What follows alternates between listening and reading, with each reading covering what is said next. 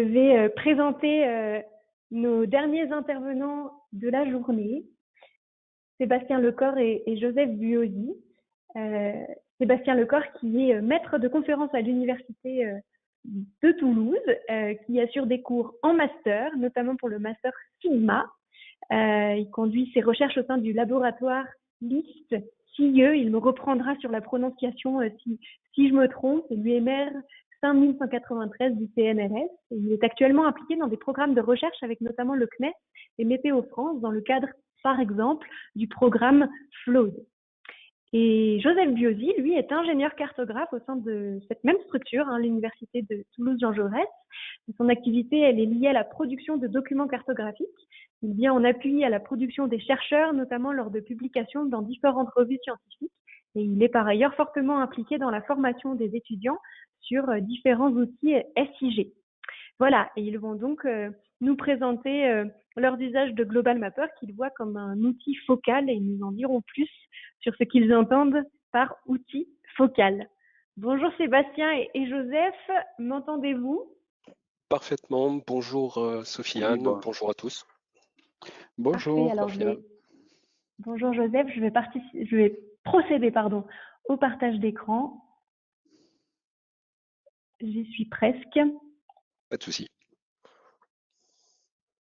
Super. C'est OK pour moi. Parfait, mais je vous laisse la parole. On y va alors. Donc, bonjour à toutes et tous. Une présentation à deux voix, quatre mains. Je vais dans un premier temps intervenir peut-être pour vous présenter la structure dans laquelle nous sommes et vous donner quelques points clés par rapport aux missions qui sont les nôtres. Ensuite, on abordera quelques exemples d'utilisation et d'intégration Global Mapper dans nos enseignements.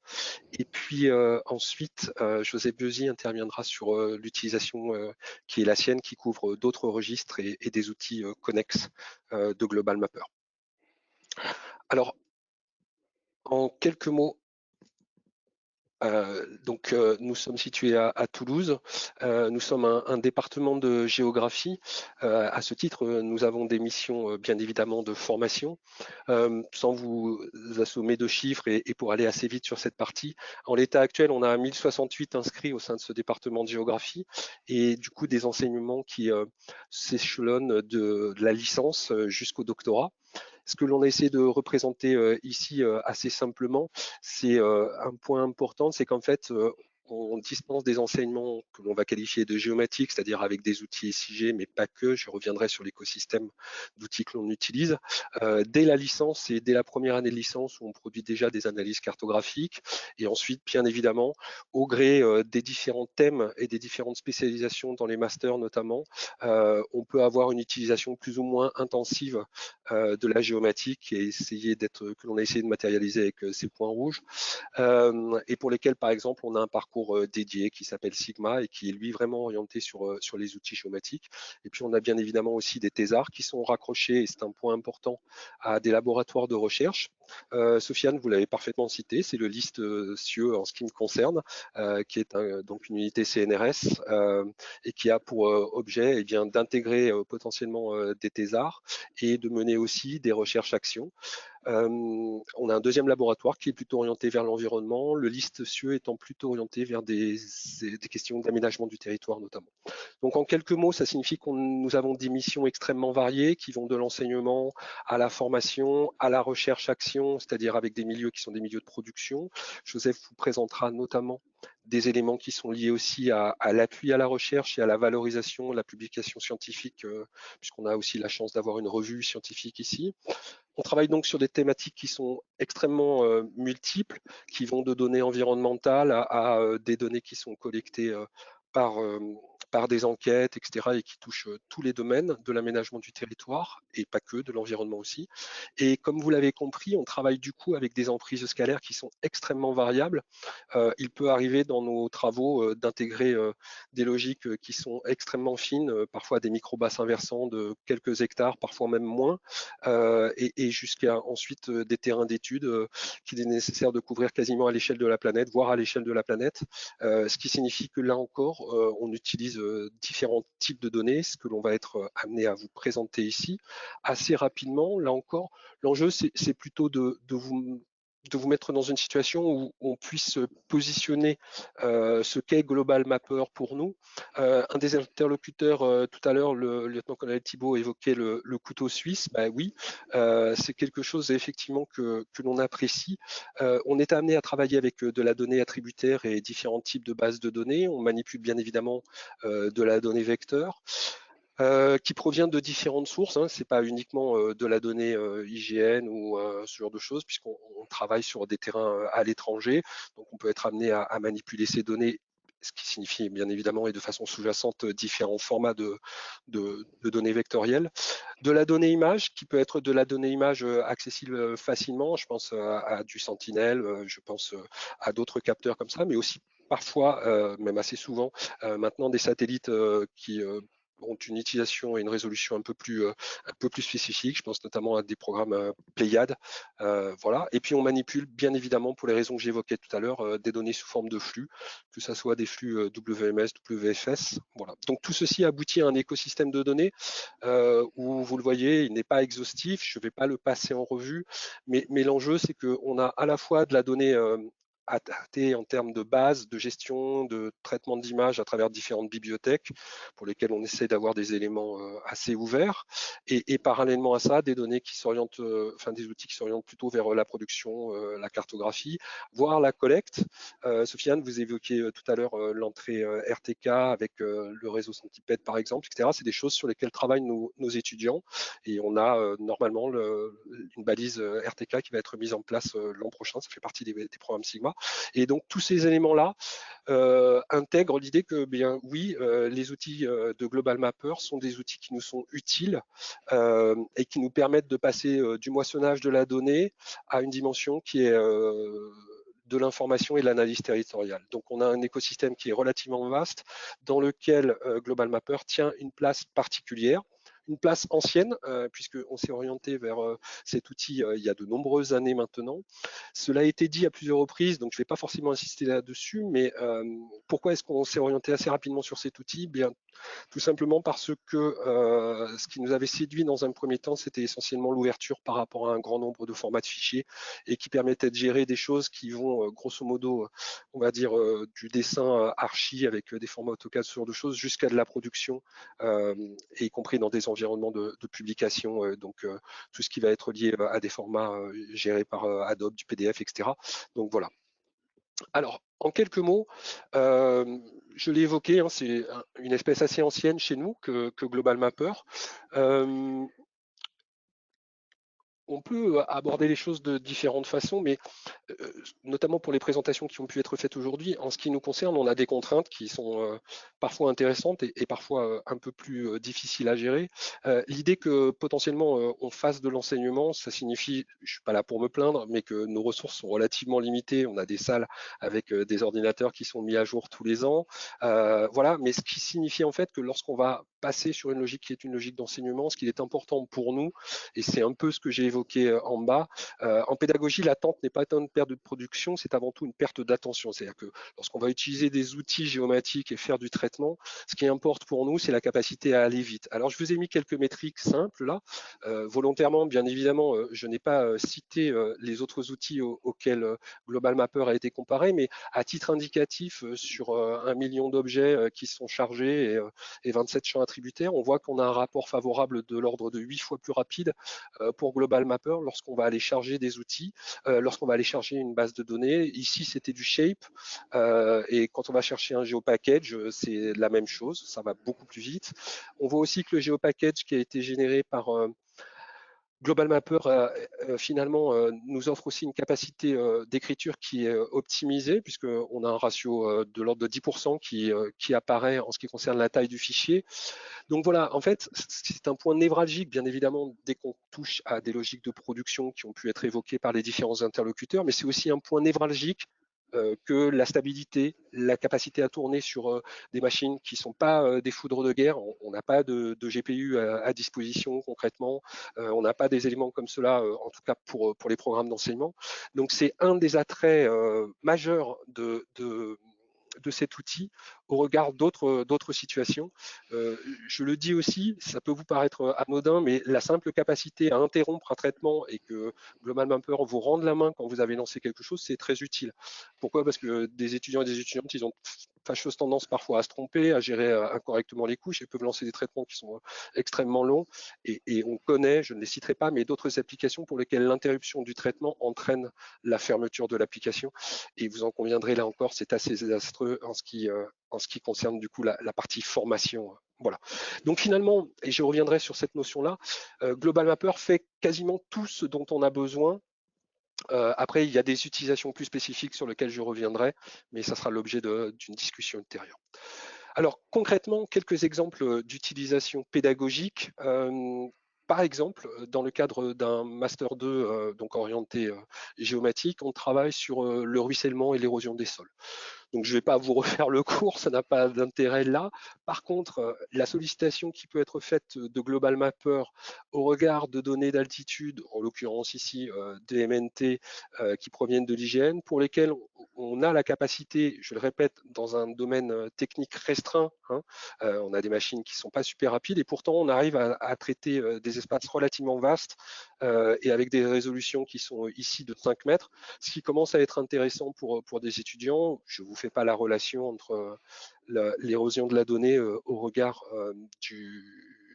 de la résolution. C'est vrai que 25 mètres, ça serait plus confortable, mais on a des temps de calcul qui sont bien inférieurs à la minute et qui sont tout à fait acceptables, ce qui permet à nos étudiants d'avoir une vision qui est une vision relativement proche de la réalité quand il s'agit de traiter par exemple les pentes, les expositions ou les logiques d'éclairage et d'ombrage. Tous ces éléments sont bien évidemment accessibles facilement et directement par Global Mapper, tout en produisant des choses que vous connaissez par ailleurs ou qui vous ont été présentées, à savoir des profils ou les calculs de courbe de niveau. Je laisserai Joseph peut-être travailler un peu plus sur cet aspect courbe de niveau parce qu'on verra qu'au-delà de la production de ces courbes de niveau, ce qui peut être intéressant derrière, c'est d'avoir une logique de finalisation de ces objets de façon cohérente, fermeture des contours, création d'espace, etc. Donc c'est un point qu'il faut mentionner. Donc voilà un peu pour les premiers éléments d'appréhension, qui permettent d'appréhender ce qu'est un MNT pour nos étudiants.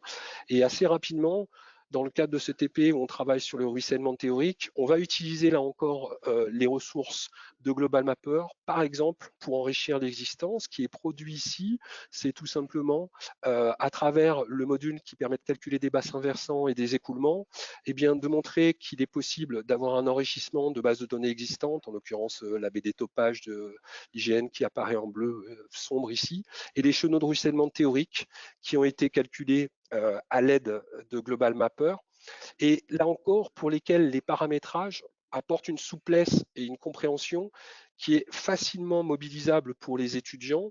Bien évidemment, ne nous cachons pas les choses, ces fonctionnalités existent dans d'autres environnements SIG, mais leur capacité à avoir été intégrée en une seule fenêtre dans Global Mapper et à comprendre assez facilement que à travers quelques choix qui vont être faits dans une boîte unique, on va pouvoir à la fois préparer le MNT pour le rendre compatible avec des écoulements, c'est-à-dire combler les cuvettes, définir la taille minimum de bassin versant. Tous ces éléments-là sont des éléments qui sont très facilement appropriables par les étudiants, et notamment aussi au regard du fait, c'est pas neutre, que pour certains de nos étudiants, la maîtrise d'une langue étrangère n'est pas évidente et que la traduction qui est faite en français appelle ou fait écho à des terminologies qu'ils peuvent voir dans des cours plus thématiques. Donc là, on a une résonance et une bonne adéquation entre l'outil et la capacité thématique. Donc ces éléments-là vont être produits aussi en termes d'écoulement. Ce qui est matérialisé ici, ce sont bien évidemment les directions d'écoulement et les directions de flux, et puis aussi les quantités. Là encore, des éléments simples qui sont produits directement dès la sortie du module de Global Mapper permettent assez rapidement de comprendre l'espace qui est drainé, comprendre l'ordre de Strahler des chenaux qui sont identifiés. Enfin, tous ces paramètres qui, notamment pour nos étudiants qui travaillent sur ces logiques environnementales, sont des choses qu'ils voient de façon théorique, qu'ils peuvent voir sur le terrain, mais qui sont ici matérialisées de façon systématique au regard de calcul. Et donc ces métriques-là sont des métriques simples, mais tout à fait cohérentes au regard de ce qu'on était en droit d'attendre pour les traitements qui vont être produits par la suite. Alors, derrière, on peut se poser une première question, c'est l'adéquation potentielle des séchenos de ruissellement avec la réalité terrain. On a la chance d'avoir des étudiants sur le terrain et de sortir donc avec eux. Et là, ce qu'on voulait illustrer, c'est tout simplement la grande adéquation qu'il peut y avoir. Alors là encore, on les fait travailler par rapport à des logiques de résolution, etc. Mais les chenaux de ruissellement qui sont calculés entrent bien en résonance avec les éléments qui sont produits ici, notamment sur l'érosion des sols. On est là dans des espaces, par exemple dans l'Aude, où l'enjeu, c'est de comprendre ce qui se passe en cas de pluie intense et d'événements pluviométriques forts, au-delà de 200 mm en 24 heures, qui génèrent forcément de l'érosion et qui ont un impact sur les cultures. Donc ça, c'est des TP qui sont des TP opérationnels sur lesquels travaillent nos étudiants.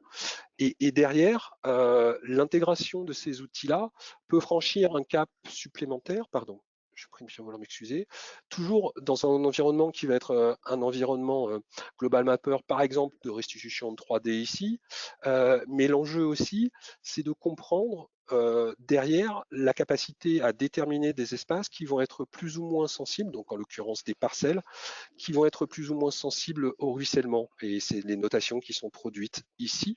Et ces notations, elles prennent en compte les descripteurs que vous avez pu voir précédemment, notamment les calculs de pente qui ont été effectués, des surfaces contributives, la position, c'est la raison pour laquelle pouvoir régler aussi la taille du bassin versant très facilement, c'est des choses qui sont extrêmement utiles. On y injecte d'autres choses qui sont produites avec le CNES, notamment la détection automatique du sens des cultures. Et l'enjeu, en fait, c'est d'essayer d'évaluer si une parcelle est plus ou moins sensible au regard d'un ruissellement potentiel. Donc, je vous ai fait un résumé là, mais on a ces descripteurs hydrologiques qui sortent intégralement de Global Mapper. On a des descripteurs topographiques qui relèvent à la fois de la curvité, enfin, de la pente, etc. Tous ces paramètres qui sont des paramètres descripteurs, et puis qui sortent aussi pour une large part de Global Mapper. Et puis les éléments qui sont ici sortent de bases de données, de traitements qui sont faits sur des algos spécifiques et qui vont nous permettre ensuite d'évaluer notamment, et c'est là la demande qui a été faite dans le cadre de ce TP, d'évaluer le rôle des haies. Vous savez qu'il y a un grand plan haies qui est relancé en France, puisqu'on a arraché beaucoup de haies, sauf que ces haies avaient potentiellement un rôle important, au-delà de l'approche biodiversité, etc., sur l'érosion. Et donc là, les écoulements qui ont été calculés dans Global Mapper et que vous voyez, la position des haies là, qui sont extrudées en termes de hauteur, d'épaisseur, etc., nous permet de calculer au regard de l'orientation de la culture, de l'orientation de la pente, la position de la haie, est-ce que la haie est efficace ou pas pour essayer de permettre de freiner ce ruissellement. Bon, on est sur une partie recherche, donc derrière, je ne vais pas rentrer dans plus de détails, mais je reste bien évidemment disponible pour des discussions éventuelles. Donc voilà un exemple d'utilisation plutôt orientée hydro. Un deuxième exemple peut-être d'utilisation, mais qui va rejoindre assez largement ce qui a été présenté par le lieutenant-colonel Thibault, mais sur lesquels on peut avoir des points spécifiques. J'évoquais la capacité pour nous à aller sur le terrain et à être en adéquation avec le terrain. On demande systématiquement, vous posiez la question de Sophie tout à l'heure, Sofiane, pardon, de savoir si le terrain était encore utile. Enfin, je sais que vous avez la bonne réponse et que la réponse est oui, mais c'est bien évidemment un point extrêmement important pour nous. Donc là, par exemple, l'idée qu'on fasse de la collecte GPS et du suivi de traces GPS par nos étudiants, ça aussi, ce sont des formats qui sont parfaitement gérés par Global Mapper. L'idée qu'on puisse ensuite sortir ces profils et avoir des profils altimétriques de la randonnée recoupe un peu ces éléments que vous avez pu voir ce matin, mais ils sont dans la main des étudiants et ils peuvent s'approprier cet outil facilement et donc exprimer après, puisque là ce sont deux réalisations d'exemples d'étudiants, pour essayer de valoriser un peu cette sortie terrain et les éléments qui vont être produits. Et toujours lors de cette sortie terrain, un module supplémentaire que nous sollicitons de Global Mapper, c'est le calcul de covisibilité ou de champ de vision. Alors ici, ce qui nous intéresse, en fait, c'est de comprendre bien évidemment quels sont les espaces visibles. Et là, par exemple, ça nous permet en tout cas de faire comprendre aux étudiants que ces champs de vision peuvent être calculés à partir d'un MNT, mais ils peuvent aussi, ce qui est le cas ici, prendre en compte des couches d'obstacles, c'est-à-dire en fait basculer d'un MNT vers un MNE pour lequel on a là effectivement la hauteur des bâtiments et qui vont nous permettre de voir qu'assez rapidement, ces champs de vision vont être obstrués ici par différents types d'obstacles. L'enjeu du TP qui a été fait, c'était de confronter, bien évidemment, à travers cette sortie terrain, le point de vue identifié à travers des photos panoramiques prises in situ avec le champ de vision calculé par ces entrées-là. Donc on a une logique là, pédagogique et didactique. Et puis dans un autre exemple, peut-être pour aller un petit peu plus loin, toujours sur cette logique de champ de vision, on n'est pas peu fiers à Toulouse d'avoir un téléphérique, vous savez. Donc on fait travailler, puisqu'on a en l'occurrence ici des étudiants d'un master qui est spécialisé en transport et mobilité. Et là, le but du jeu, ça a été de calculer la covisibilité des différents pylônes du téléo. Donc, quels sont le nombre de pylônes qui sont visibles et à quelle distance au regard de paramètres qui sont bien évidemment la prise en compte du MNT, mais aussi d'un MNE, la prise en compte d'obstacles spécifiques, la hauteur des pylônes qui étaient renseignés, de restituer tout cela dans un environnement cartographique qui soit un environnement cartographique à peu près correct. Donc ça, c'est typiquement un TP que l'on déploie sur plusieurs séances avec nos étudiants de Master 2 et qui permet à ces étudiants d'appréhender un peu ces notions de covisibilité qu'ils sont susceptibles de retrouver quand ils font des aménagements d'infrastructures de transport, notamment parce qu'il peut y avoir des contraintes sur des périmètres qui sont protégés, sur des espaces spécifiques de covisibilité, etc. Donc voilà un peu de façon très rapide, hein, mais quelques exemples d'utilisation sur lesquels on pourra revenir. Et je vais laisser la parole à mon collègue Joseph Biozzi, qui bien évidemment utilise aussi Global Mapper, mais avec une approche qui est un peu différente, mais tout à fait compatible, bien évidemment. Joseph? Oui. Bon, bonjour. Donc, je suis Joseph Biozzi, je suis ingénieur cartographe, géomaticien dans le département de géographie. Et donc, comme l'a signalé tout à l'heure Sébastien, mes missions sont à cheval sur le soutien pédagogique. J'interviens aussi dans des cours. Je participe je participe à des programmes de recherche, action, valorisation. Et donc, pour revenir un petit peu sur la première diapo, vous voyez donc mes différents domaines. Donc, je vais revenir sur la suite des exemples. Donc, je vais en deux parties. Une partie donc qui va montrer des exemples d'appui, d'assistance, où j'interviens dans la partie pédagogique, et une autre plutôt valorisation recherche. Donc les deux premiers exemples, on va essayer de faire un petit peu vite. Je vois que le chrono se déroule et s'avance. Donc premier exemple là, Prenez vous votre avez... temps, Ouais, Joseph. d'accord. Pardon, je me permets de vous couper, mais prenez votre temps, il y a pas de souci. Ok.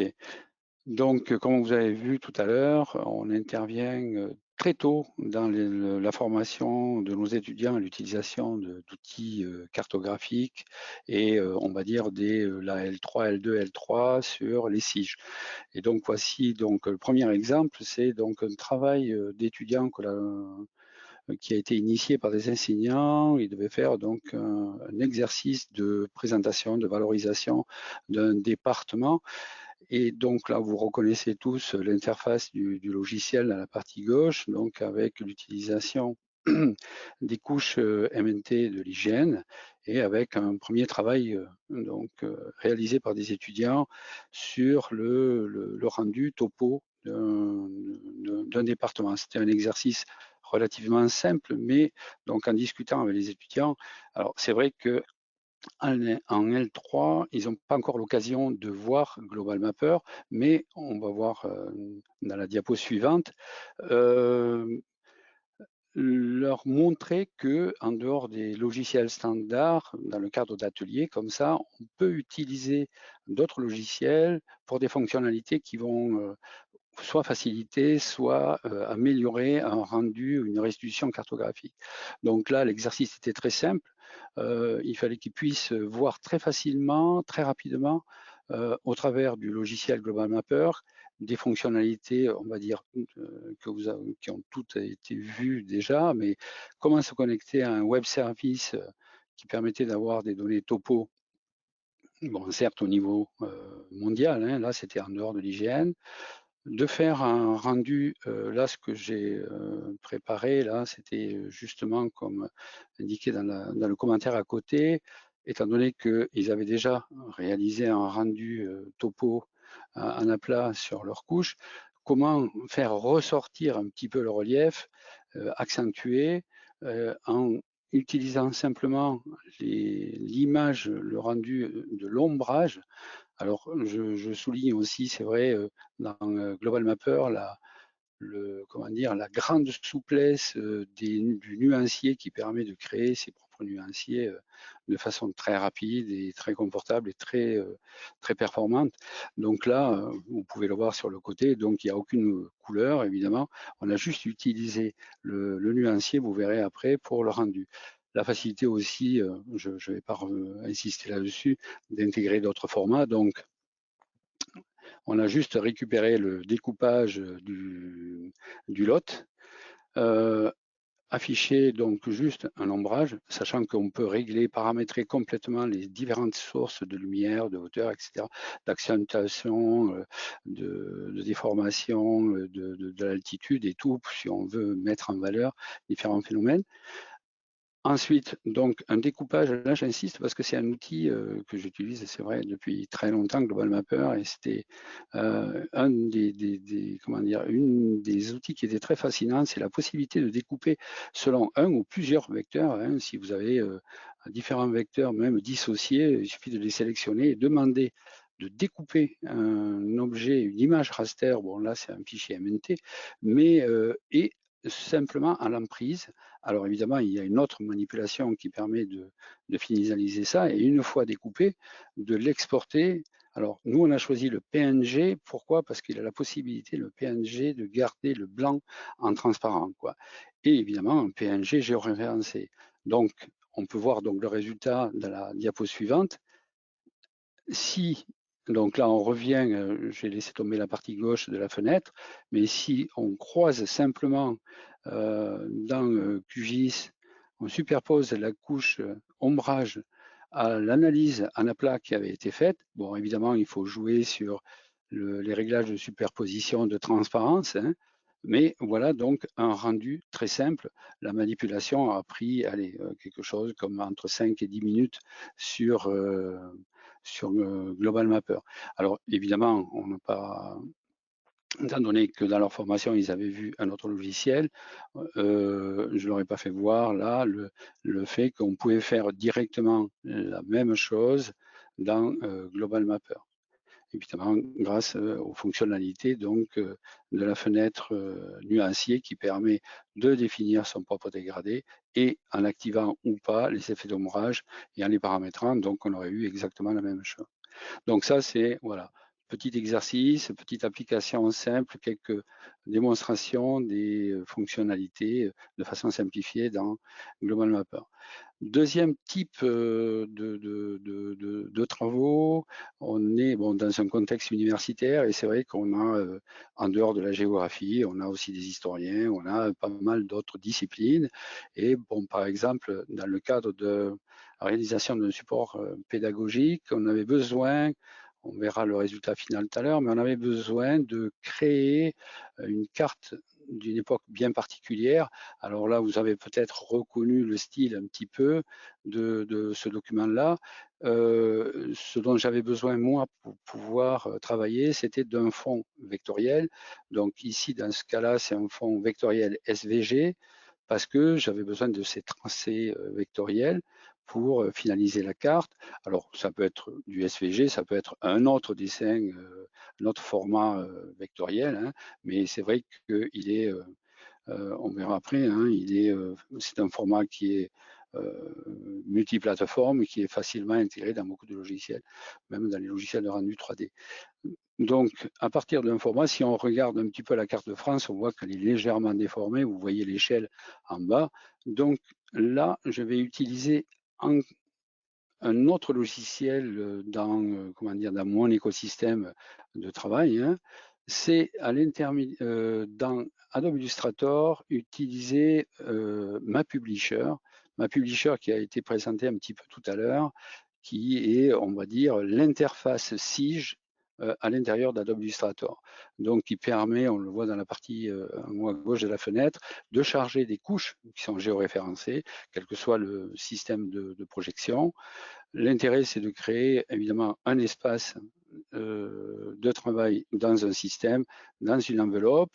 Et là, j'ai utilisé un des outils d'Adobe Illustrator qui permet de transformer des objets vectoriels, mais pas que, hein, ça peut être aussi des images raster, qui s'appelle la transformation de la marionnette pour pouvoir géoréférencer. En fait, c'est ça, c'est transformer ma couche vectorielle, faire du, entre guillemets, hein, du géoréférencement méthode manuelle en déplaçant les points que vous pouvez voir. C'est la transformation de la marionnette, pour ceux qui ne connaissent pas.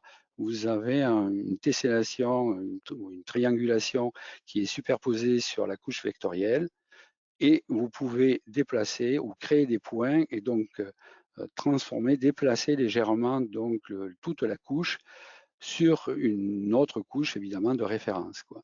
Une fois cela fait, évidemment, alors on peut voir la structure d'en haut à gauche de toutes les couches vectorielles, mais dans la diapo suivante, on peut voir donc une fois dans la diapo suivante, on y arrive. On peut voir que cette couche vectorielle peut être intégrée dans l'utilitaire de gestion de couches géoréférencées. Et donc, vous pouvez voir, on va dire, à la fois la finalisation dans Adobe Illustrator de tout ce qui est habillage des objets. Bon, c'est une carte qui est quasiment finie.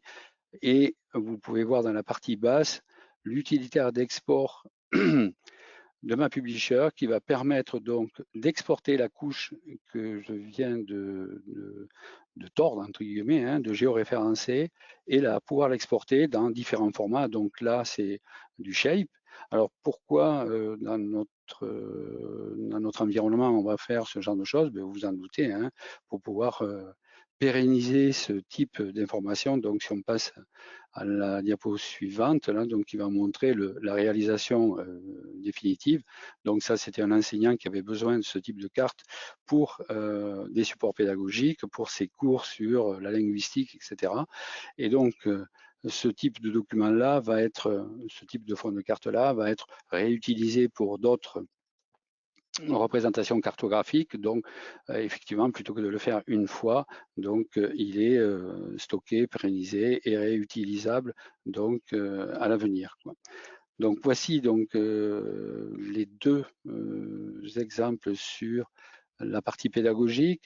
Je vais partir maintenant à un autre exemple qui est souvent utilisé chez nous, qui concerne plutôt la valorisation et la recherche.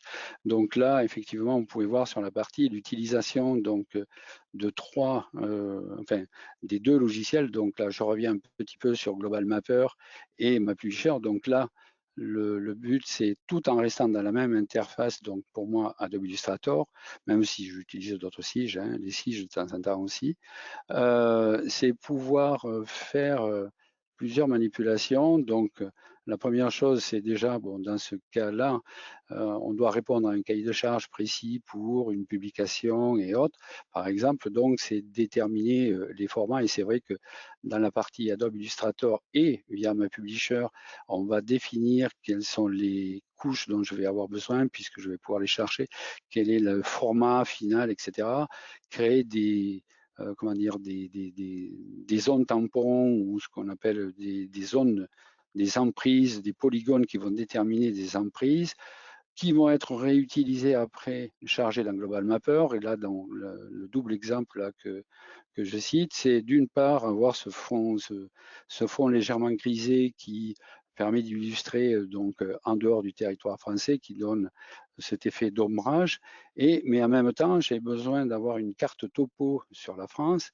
Alors, et donc là, je vais utiliser le polygone, comme on l'a vu tout à l'heure, et qui va me permettre de faire un découpage juste sur l'emprise de la France, et donc finalement revenir sur, après MapPublisher, pour intégrer les deux, avec des effets, comme vous pouvez voir là, évidemment des effets esthétiques, d'habillage, hein. Alors il y a 3 couches, il y a des couches hydro avec des effets, comment dire, d'éclairage interne, etc., pour donner un effet. Alors évidemment, c'est des choix graphiques. et aussi des effets de superposition avec des effets d'ombrage, avec par-dessus des réglages justement, c'est là que le PNG est intéressant. On peut superposer à une carte topo, évidemment, les effets d'ombrage par-dessus pour avoir ce décalage-là. Donc, voilà donc une autre des utilisations combinées de ces logiciels-là, de ces deux logiciels. Et je vais finir donc par une dernière sur voilà, MapPublisher, donc d'autres types donc, de valorisation recherche où le logiciel MapPublisher est intéressant puisque là, un exemple, travailler sur des formats toujours pareils de publication, mais là, avec des, comment dire, des espèces d'affichage mi-vignettes où il y a des thématiques différentes illustrées pour chaque territoire.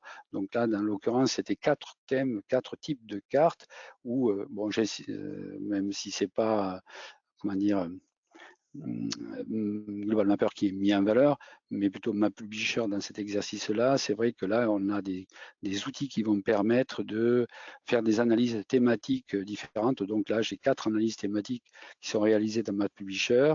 Et après, avec ces fameux outils, la possibilité donc de découper chacun des territoires, découper toutes les analyses, faire, là c'est pareil, hein, des outils très puissants, très efficaces, qui permettent de faire des choses très propres, ce qu'on appelle des crops, mais des découpages sur par exemple les 4 couches et puis simplement déplacer les fameuses 4 couches pour obtenir un affichage comme ça. Alors c'est une méthode, il y a d'autres méthodes, mais c'est la méthode sur le coup qui m'a paru la plus efficace.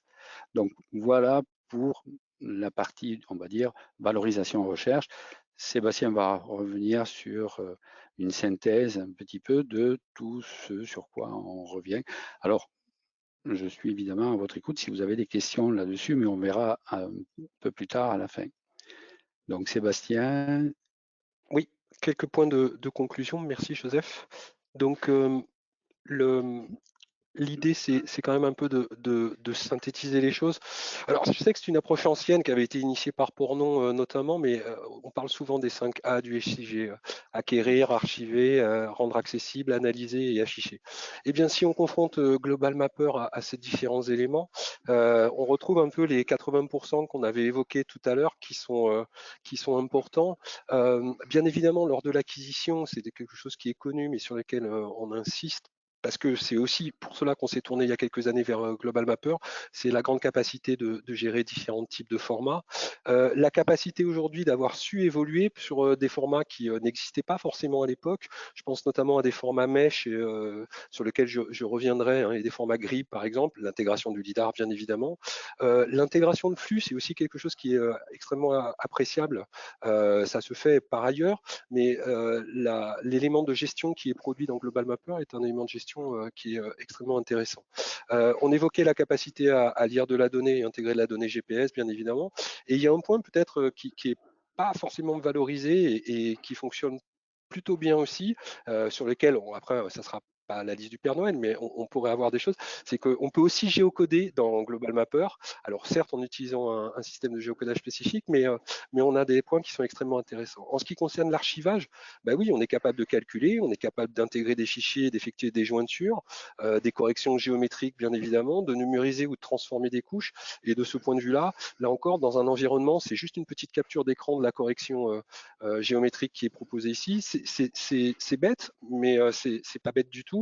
Le simple fait de passer directement de cette fenêtre à cette fenêtre-là pour calculer et avoir les points d'amer, le simple fait par exemple pour nos étudiants qui sont un peu plus orientés vers la géomatique, de pouvoir exporter l'équation et donc le polynôme qui a été généré, ça c'est des fonctionnalités qui n'existent pas facilement par ailleurs et qui leur permettent de comprendre aussi comment est-ce qu'on calcule et l'on fait ces corrections géométriques. Donc voilà, tout ça relève d'une dimension didactique et pédagogique qu'il est facile de mettre en place et qui correspond bien aussi aux besoins qui sont les nôtres. On peut requêter, on peut faire des opérations spatiales, extraire et même crypter. Donc là encore, pas de souci par rapport à l'accessibilité de la donnée une fois qu'elle est stockée. Et en ce qui concerne les analyses, vous l'avez vu, alors on a pointé sur deux choses, hein, l'hydrographie et de la covisibilité, mais il y a aussi d'autres choses qui sont envisageables. Je pense notamment à l'intégration directe de d'indices simples par croisement de bandes, etc., qui parlent bien à nos étudiants, qui ne sont pas forcément tous après dans des situations où ils sont capables de créer des choses très très complexes en termes de script, etc. Là, le fait d'avoir des versions préenregistrées de certains objets de calcul est extrêmement intéressant. Donc voilà un peu les points clés que l'on pouvait aborder et les raisons pour lesquelles on travaille avec Global Mapper. On travaille aussi avec Global Mapper, je vais passer rapidement là-dessus, mais c'est pas neutre, et je ne citerai pas les autres outils en question, mais par exemple, lorsqu'on pose des questions sur des prédicats spatiaux, notamment sur ces opérations spatiales, intersecte, touche, éteint l'intérieur, croise, etc., bah oui, ça respecte les préconisations de l'OGC, et notamment la matrice de Clémentini. C'est des opérations qui ne sont pas neutres parce que bah, dans certains environnements, cette gestion-là n'est pas faite, ou en tout cas n'est pas faite de façon correcte. Donc je passe rapidement là-dessus. Des fonctions à développer, bah, je l'ai évoqué un peu. Ce qui pourrait être utile, en tout cas, je ne sais pas, on vous le pose comme ça, c'est l'idée que, par exemple, la fonction de géocodage, bah, aujourd'hui, elle s'appuie sur un géocodage intégré Google. C'est vrai que c'est des services hors Google et Bing qu'on pourrait envisager, peut-être s'orienter vers la BAN, en tout cas pour une utilisation française. Ça serait quelque chose qui serait extrêmement utile pour géolocaliser les choses. La gestion de la chronologie, alors ça a été évoqué tout à l'heure, mais bien évidemment, il y a la capacité à afficher des animations et faire des jeux d'animation dans Global Mapper. C'est un point qui est névralgique pour nous, puisque la donnée aujourd'hui est une donnée qui est une donnée temporelle. Et de ce point de vue-là, au-delà de l'affichage de cette donnée temporelle sous forme d'animation, les formats, puisqu'on traite notamment de la donnée Météo France, mais pas que, permet l'idée de pouvoir travailler sur une logique qui soit une logique temporelle et exploration temporelle, c'est quelque chose qui est extrêmement intéressant et que permet de faire ces formats. Voilà, c'est peut-être une piste. Et le dernier point, alors ça, ce serait vraiment le top. Pardon pour cet enthousiasme. L'intégration. Non, je vais vous expliquer rapidement pourquoi. Aujourd'hui, l'un des pans, j'ai évoqué notamment le master transport et mobilité, etc. On a beaucoup de demandes sur des demandes d'accessibilité, c'est-à-dire calcul d'isochrone, calcul de graphes. Ça a notamment été mentionné indirectement par le lieutenant-colonel Thibault, puisque l'idée de pouvoir faire du calcul d'itinéraire, ben voilà, ça c'est quelque chose qui est super intéressant, qu'on fait dans d'autres environnements. Et je pense que la capacité de Global Mapper à avoir optimisé les ressources et ensuite à avoir fait ces efforts pédagogiques, ça pourrait être intéressant peut-être de vous risquer sur ce thème-là. Je suis intimement persuadé qu'il y en aurait des usages multiples et pas uniquement au département de géographie. Donc au final, un outil robuste, simple, efficace, pour lequel il y a des évolutions possibles, bien évidemment, il y a des choses qui sont perfectibles, bien évidemment, mais et je le garde à l'esprit, notamment dans un contexte contraint, et une fois de plus, ce n'est pas un message politique que je fais passer, mais gardons à l'esprit que l'université, c'est peu de moyens, c'est d'autant peu de moyens que là, Global Mapper, on bénéficie d'une licence vraiment intéressante par rapport à ça, et c'est un vrai programme pour nous, et c'est un vrai support pour nous, donc voilà, c'est un outil que l'on garde avec grand plaisir. Bien, merci beaucoup à tous les deux. Alors je rebondis sur votre dernière diapo pour dire, et ça m'offre d'ailleurs une transition toute faite sur mon introduction de la table ronde pour tout à l'heure, sur le fait que l'éditeur Blue Marble Géographique et son équipe de développement sont très attentifs aux besoins des utilisateurs et aux remontées qu'ils peuvent formuler. Nous, on est régulièrement amenés à faire remonter dans le cadre du support technique des demandes d'amélioration de nos utilisateurs, et donc on ne manquera pas de les faire remonter. Parfois, il arrive même qu'on fasse remonter des demandes qui sont déjà intégrées à des tickets ouverts chez les développeurs. Nous, de notre côté, on ouvre un ticket et ça nous permet de vous tenir au courant au fur et à mesure des mises à jour et de l'évolution des tickets. Donc, c'est noté, Sébastien et Joseph, pour ces 3 points. Merci beaucoup pour cette présentation, encore une fois très illustrée. On a vraiment été gâtés aujourd'hui. Vos supports à tous de présentation étaient vraiment très riches. Et la vôtre nous a permis de bien comprendre comment Global Mapper et puis aussi les SIG de manière plus générale pouvait agir dans le domaine d'enseignement et de la recherche. Et ça faisait par ailleurs bien écho, je trouve, à toutes les présentations qui se sont enchaînées depuis ce matin, en particulier aussi avec la présentation de Joseph sur la comparaison entre Global Mapper et MapPublisher, qui venait bien compléter, je trouve, la présentation proposée par Yves ce matin. Voilà. Y a-t-il des questions? Alors, laissez-moi juste consulter le panneau de questions. Bonjour, je ne suis pas sûre. Alors, une question de Gilles, qui n'est pas certain de l'outil que vous avez mentionné tout à l'heure pour extraire les bassins versants. J'imagine que c'est l'outil qui se dénomme création de bassins versants. Tout à fait, Je vous laisse répondre, Sébastien, c'est celui-là. Oui, c'est ça. Et qui permet à la fois, en fait, là encore, hein, pour essayer d'aller rapidement, mais l'avantage de la procédure qui est proposée dans Global Mapper, c'est qu'en fait, cette procédure-là, en fait, vous avez déjà quasiment écrit un script, c'est-à-dire qu'il permet à la fois de rendre le MNT compatible aux écoulements, concrètement, ça veut dire remplir les cuvettes, etc., calculer les bassins versants, calculer ensuite les chenaux de ruissellement, plus les éléments qui vont être les directions et les quantités d'écoulement. Alors ça se fait par ailleurs, mais c'est des opérations qui sont des opérations qui appellent différents modules, qui sont parfaitement scriptables, mais là encore, avec certains publics étudiants qui ne sont pas purement géomaticiens, mais qui ont besoin de ces éléments-là au regard d'études environnementales, on a une plus-value évidente de Global Mapper que d'avoir intégré avec une seule fenêtre d'interface l'ensemble de ces chemins et de ces sorties en fait. D'accord, d'accord. Merci beaucoup pour cette réponse très complète. D'autres questions, n'hésitez pas, c'est vraiment le moment avant que je lance mon introduction de la table ronde. Et après, ce sera bien sûr l'occasion pour poser des questions. Alors, j'en vois une arriver de suite, une question de Marc. Pour le géocodage, connaissez-vous les travaux? Alors, laissez-moi bien lire. Connaissez-vous les travaux du CTB avec la BDMB? Oui, c'est les travaux du Centre technique du bâtiment et c'est effectivement, ça fait partie de cette grande campagne aujourd'hui de géocodage qui est faite, puisque vous savez qu'il y a une obligation nationale d'obtenir des adresses maintenant de façon systématique, référencées et partout en France, territoire métropolitain, mais pas que. Plusieurs raisons à cet engouement pour la nécessité d'avoir une base adresse complète et une base bâtie, etc. Il y a une dimension qui est une dimension notamment accès à la fibre. Mais c'est pas que ça, même si les opérateurs de fibre ont largement poussé pour cela, parce qu'ils ont des bases adresses. Il y a aussi un autre élément qui est les interventions de services de secours pour lesquelles aujourd'hui on n'accepte plus que des adresses soient mal positionnées ou non identifiables pour pouvoir accéder à des secours, ce genre de choses. Donc voilà, il y a un véritable enrichissement là-dessus et le Centre technique du bâtiment contribue à des éléments de ce type-là. Ouais. D'accord. Ok. Merci Sébastien. Mais de rien.